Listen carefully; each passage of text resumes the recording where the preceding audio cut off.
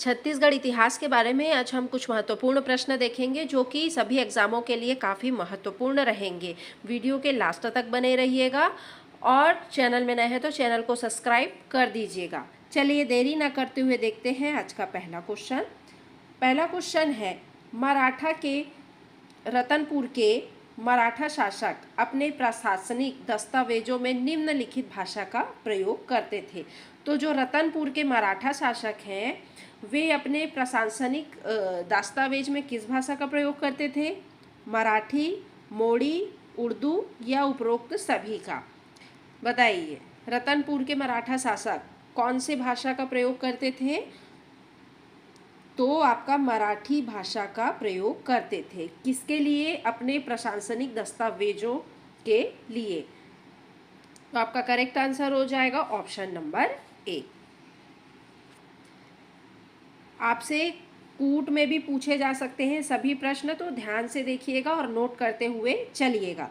छत्तीसगढ़ के निम्नलिखित में से किस मराठा शासक ने सूबा सरकार शासन प्रणाली का सूत्रपात किया था? अब छत्तीसगढ़ के कौन से मराठा शासक थे जिन्होंने सूबा सरकार शासन प्रणाली का सूत्रपात किया था? बिम्बाजी भोसले थे क्या? अप्पा शाह भोसले थे? परसोजी भोसले थे या वेंकोजी भोसले थे? कौन थे भाई मराठा शासक जिन्होंने सूबा सरकार शासन प्रणाली का क्या किया था? सूत्रपात। कौन थे? तो आपके वेंकोजी भोसले थे। कौन थे? वेंकोजी भोसले थे जिन्होंने सूबा सरकार शासन प्रणाली का क्या किया था? सूत्रपात किया था। तो आपका करेक्ट आंसर क्या हो जाएगा? करेक्ट आंसर आपका ऑप्शन नंबर डी हो जाएगा। चलिए नेक्स्ट क्वेश्चन, ये कूट में भी पूछे जा सकते हैं। बिम्बाजी की पत्नी आनंदीबाई ने रतनपुर का सेना धुरंधर किसे बनाया था? मुधो जी को, चिमना बाबू जी को, वेंको जी को या रघु जी द्वितीय को? तो बिम्बाजी की पत्नी कौन थी? ये भी पूछ सकता है कि बिम्बाजी की पत्नी कौन थी। तो कौन थी? आनंदीबाई। आनंदीबाई ने अपना सेना धुरंधर किसे बनाया था? कोई बता सकता है क्या? आनंदीबाई ने अपना सेना धुरंधर किसे बनाया था जी? हाँ बताइए, किन्हें बनाया था सेना धुरंधर? तो चिमना बाबूजी को। ठीक है, तो आपका करेक्ट आंसर हो जाएगा ऑप्शन नंबर बी। चलिए नेक्स्ट क्वेश्चन, बिम्बाजी भोसले का प्रमुख प्रशासकीय अधिकारी दीवान कौन था? कौन थे भाई बिम्बाजी भोसले के प्रमुख प्रशासकीय अधिकारी दीवान? कौन थे? तो आपके घोड़ो महादेव थे। तो आपका करेक्ट आंसर हो जाएगा ऑप्शन नंबर डी। चलिए नेक्स्ट क्वेश्चन, छत्तीसगढ़ की राजस्व व्यवस्था में सुधार हेतु मेजर एगेन्यू ने निम्नलिखित में से किन कर्मचारियों को नियुक्त किया था? किसके लिए? राजस्व व्यवस्था में सुधार हेतु किन्होंने? मेजर एगेन्यू ने। किन किन कर्मचारियों को नियुक्त किया था भाई? बरार पांडे, पोतदार या आमीन? बरार पांडे, पोतदार या आमिल? आमिल, आमीन, पोतदार या बरार पांडे, आमीन या आमिल? बताइए, छत्तीसगढ़ राजस्व व्यवस्था के सुधार हेतु मेजर एगेन्यू ने किन किन कर्मचारियों को नियुक्त किया था? तो आपके बरार पांडे, पोतदार और आमीन को नियुक्त किया था। तो आपका करेक्ट आंसर हो जाएगा ऑप्शन नंबर ए। चलिए नेक्स्ट क्वेश्चन देख लेते हैं, छत्तीसगढ़ के निम्नलिखित में से किस मराठा शासक ने सूबा सरकार शासन प्रणाली का क्या किया था? सूत्रपात। बिम्बाजी भोसले, अप्पा साहब भोसले, परसोजी भोसले या वेंकोजी भोसले? बताइए, किस मराठा शासक ने जो है सूबा सरकार शासन प्रणाली का क्या किया था? सूत्रपात किया था। किन्होंने? वेंकोजी भोसले ने। तो आपका करेक्ट आंसर हो जाएगा ऑप्शन नंबर डी। शायद क्वेश्चन रिपीट हो गया है। चलिए नेक्स्ट क्वेश्चन, अंग्रेजों के ठीक पहले छत्तीसगढ़ पर इनमें से किसका शासन था? चालुक्य का, मराठा का, सोमवंशी का या कलचुरियों का? तो अंग्रेजों से ठीक पहले छत्तीसगढ़ पे किनका शासन था जी? हाँ, तो आपका मराठा का शासन था। तो करेक्ट आंसर हो जाएगा आपका ऑप्शन नंबर बी। चलिए नेक्स्ट क्वेश्चन, रतनपुर के राम मंदिर निर्मित कराने वाले मराठा शासक का नाम क्या था? रतनपुर में जो राम मंदिर है उनको निर्मित कराने वाले मराठा शासक का नाम क्या था? वेंकोजी थे क्या, बिंबाजी, केशव गोविंद या महिपत राव? कौन थे भाई वो मराठा शासक जिन्होंने रतनपुर के राम मंदिर को निर्मित कराया था? कौन थे? तो आपके वेंकोजी भोसला थे। तो करेक्ट आंसर हो जाएगा, ये भोसले हो जाएगा। आपका करेक्ट आंसर हो जाएगा ऑप्शन नंबर ए। चलिए नेक्स्ट क्वेश्चन। छत्तीसगढ़ में रघुजी तृतीय के शासनकाल के समय निम्नलिखित में से घटनाएं नहीं हुई थी। तो कौन सी घटना नहीं हुई थी रघुजी तृतीय के शासनकाल में? सती प्रथा का उन्मूलन, धमधा के गोल राजाओं का क्या विद्रोह, नरबली पर रोक या ब्रिटिश यात्री जॉर्ज फॉरेस्टर का छत्तीसगढ़ में आगमन? तो छत्तीसगढ़ में रघुजी तृतीय के शासनकाल में कौन सी घटना नहीं हुई थी? नहीं हुई थी तो आपका सती प्रथा उन्मूलन ये हुई थी, धमधा के गोल राजाओं का विद्रोह ये भी हुआ था और नरबली पर रोक ये भी हुआ था। जो नहीं हुआ था वो था ब्रिटिश यात्री जॉर्ज फॉरेस्टर का छत्तीसगढ़ में आगमन। तो आपका करेक्ट आंसर क्या हो जाएगा जी? कौन सी घटना नहीं हुई थी? तो ऑप्शन नंबर डी जो है इसका करेक्ट आंसर हो जाएगा। चलिए नेक्स्ट क्वेश्चन। छत्तीसगढ़ में मराठा प्रभुत्व काल में निम्नलिखित में से किस सूबेदार के समय पिंडारी उपद्रव प्रारंभ हुआ था? बताइए किस सूबेदार के समय पिंडारी उपद्रव प्रारंभ हुआ था जी? पूछ सकता है एग्जाम में और पूछा भी है। बीकाजी गोपाल, भवानी विट्ठल राव दिनकर या महिपत राव दिनकर? बताइए कौन से मराठा शासक थे जिनके प्रभुत्व काल में किस सूबेदार के समय पिंडारी उपद्रव हुए थे? कोई बता सकता है क्या? बीकाजी गोपाल थे, इन्हीं के समय जो है पिंडारी उपद्रव प्रारंभ हुए थे। तो आपका करेक्ट आंसर हो जाएगा ऑप्शन नंबर ए। चलिए नेक्स्ट क्वेश्चन। मराठा काल में एकमात्र जगह जहां जमींदारी जब्त की गई थी, कांकेर, कोरबा, खैरागढ़ या सरगुजा? मराठा काल में एकमात्र जगह कौन सी थी जिसमें जमींदारी जब्त की गई थी? कौन सी थी? तो आपका कोरबा थी जहां जमींदारी जब्त की गई थी। तो आपका करेक्ट आंसर हो जाएगा ऑप्शन नंबर बी। चलिए नेक्स्ट क्वेश्चन। पिंडारियों की शक्ति किस वर्ष में पूर्णतः नष्ट हो गई थी? 1825, 1830, 1817 या 1818? पिंडारियों की शक्ति किस वर्ष पूर्णतः नष्ट हो गई थी जी? तो आपके 1818 में जो है पिंडारियों की जो शक्ति है पूर्णतः नष्ट हो गई थी। तो करेक्ट आंसर हो जाएगा आपका ऑप्शन नंबर डी। अगर मेरा वीडियो अच्छा लगे तो लाइक शेयर सब्सक्राइब जरूर से कर दीजिएगा और वीडियो के लास्ट तक बने रहिएगा। Next question. राज्य में मराठा शासन काल में रक्षाबंधन के अवसर पर कम विसदार को दिए जाने वाले उपहार को क्या कहा जाता था? राखी कर, टीका और नजराना, रैयत भेंट या सेहसल भेंट? बताइए मराठा जब शासन काल में रक्षाबंधन के अवसर पर कम विसदार को दिए जाने वाले उपहार को क्या कहा जाता था? तो आपके टीका और नजराना कहा जाता था। तो करेक्ट आंसर जो हो जाएगा आपका ऑप्शन नंबर बी हो जाएगा। चलिए नेक्स्ट क्वेश्चन।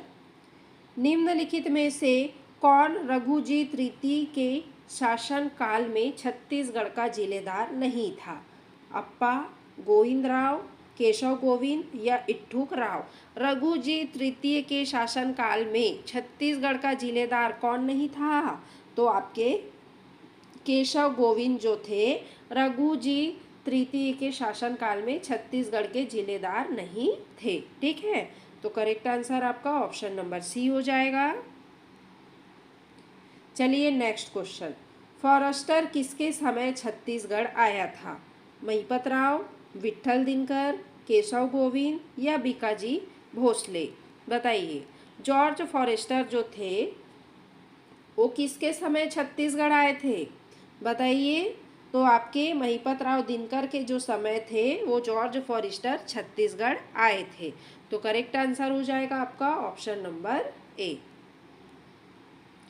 चलिए नेक्स्ट क्वेश्चन। छत्तीसगढ़ शासक बिम्बाजी भोसले की मृत्यु कब हुई थी? कब हुई थी इनकी मृत्यु?